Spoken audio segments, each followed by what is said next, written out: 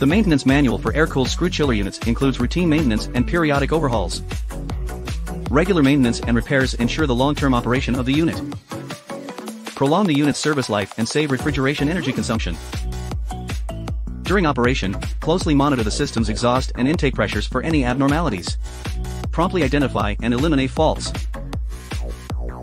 Do not arbitrarily adjust control and protection component set points. Regularly inspect motor connections and promptly tighten any loose ones. Regularly check and promptly replace any failed or unreliable electrical components. After a period of operation, treat the dust for the second item.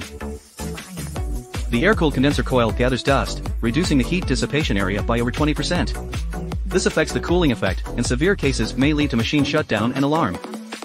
Using high-pressure water for cleaning may damage the aluminum plate and the unit. Thirdly, high-pressure air blowing should be employed with water washing and maintenance techniques. The third item is descaling. The unit shell end tube heat exchanger's waterside heat transfer surface will accumulate minerals, affecting heat transfer and increasing power consumption with more structures. If the exhaust pressure increases, organic acids like formic acid, citric acid, and acetic acid can be used for cleaning. The fourth item is shutdown. When the unit is shut down for standby, such as in winter, the unit's surfaces should be cleaned and dried. To prevent freezing accidents, open the drain valve and release the stored water in the shell end tube heat exchanger.